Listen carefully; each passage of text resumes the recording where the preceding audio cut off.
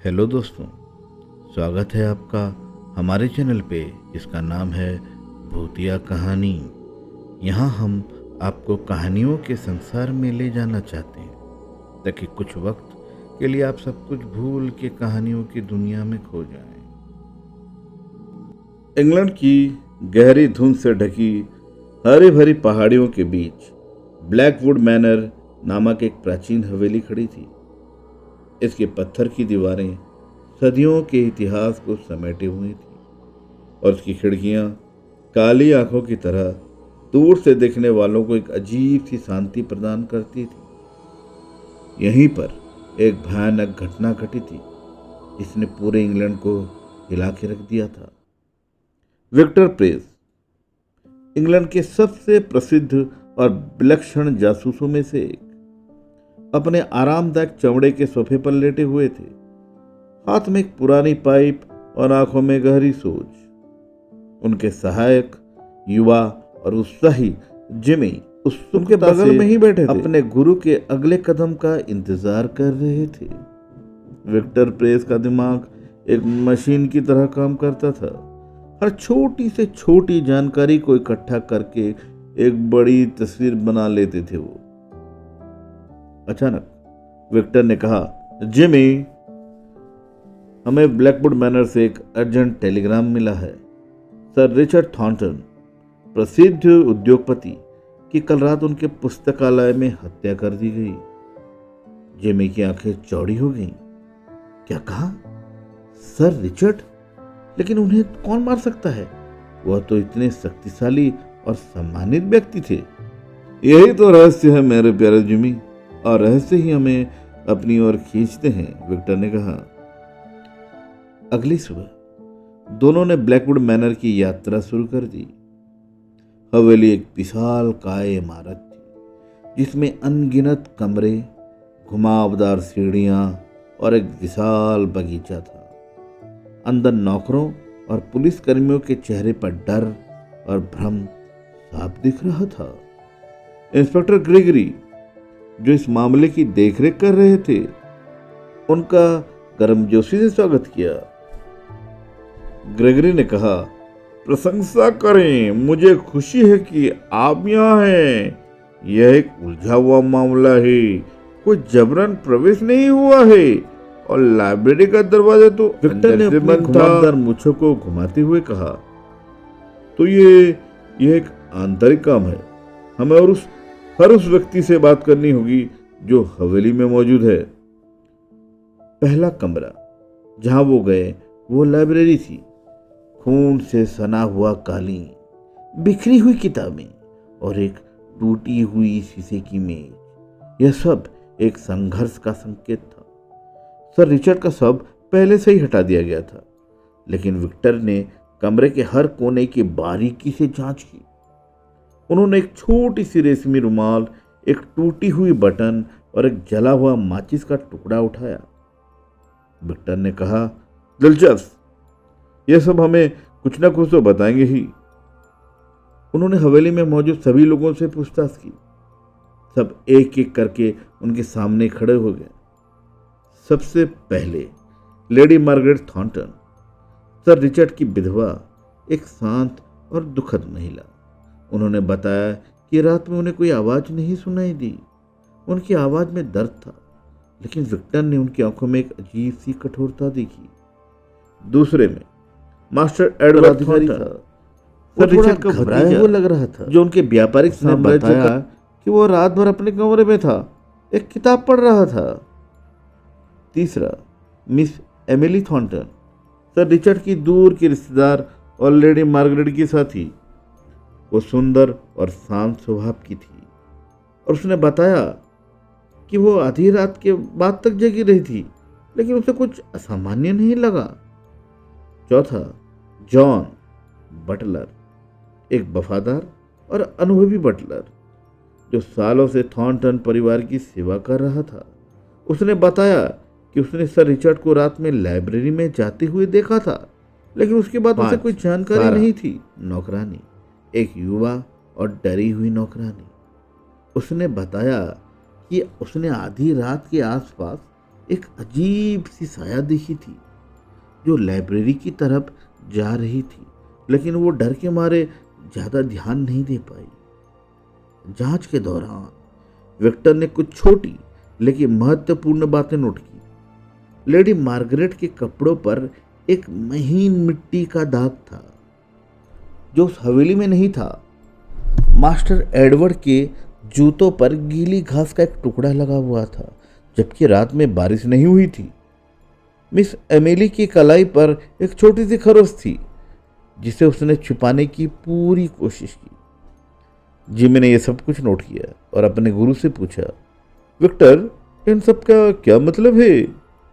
धैर्य रखो मेरे प्यारे जिमी। पहली के टुकड़े उन्होंने लाइब्रेरी की खिड़की के ठीक नीचे अगले दिन ताजा मिट्टी के निशान देखे। बगीचे की जांच करने का फैसला छोटे खंबे से आए थे। खंबा हिला हुआ था और उस पर कुछ खरोंचे भी थी। विक्टर ने कहा, जिमी, मुझे लगता है कि हत्यारा खिड़की से अंदर घुसा होगा। दरवाजा अंदर से बंद था लेकिन खिड़की नहीं। उसे बंद करने के लिए पर्याप्त समय मिल गया होगा। लेकिन सवाल यह था कि हत्यारा कौन था? विक्टर ने एक बार फिर सभी से बात करने का फैसला किया, लेकिन इस बार उसका दृष्टिकोण अलग था। उन्होंने हर किसी से उनके रात के कार्यक्रम, उनके संबंधों और उनके सपनों के बारे में पूछा। लेडी मार्गरेट ने अपनी चुप्पी तोड़ी। उन्होंने कहा, सर रिचर्ड एक कठोर व्यक्ति थे। उनका व्यापारिक साम्राज्य बनाने के लिए उन्होंने कई लोगों का नुकसान पहुंचाया था। मैं उनसे नफरत करती थी, लेकिन मैंने उन्हें नहीं मारा। मास्टर एडवर्ड ने कबूल किया कि वो सर रिचर्ड से नाराज थी क्योंकि उन्होंने उसे व्यापार में कोई महत्वपूर्ण भूमिका नहीं दी थी। उन्होंने कहा, मैं उन्हें सबक सिखाना चाहता था, लेकिन हत्या करना नहीं, मैंने नहीं की। मिस एमिली ने रोते हुए बताया कि वो सर रिचर्ड से प्यार करती थी, लेकिन वो उनसे कभी शादी नहीं कर सकते थे क्योंकि वो गरीब थी। उन्होंने कहा, मैं उन्हें खोने का दर्द बर्दाश्त नहीं कर सकती। जॉन बटलर ने बताया कि सर रिचर्ड का एक गुप्त प्रेम प्रसंग था जिसके बारे में किसी को पता नहीं था। यह एक काला रहस्य था। उसके बाद सारा, वो नौकरानी, उसने बताया कि उसने उस रात एक अजीब सी गंध महसूस की थी, जैसे किसी पुरानी किताब को जलाने की गंध।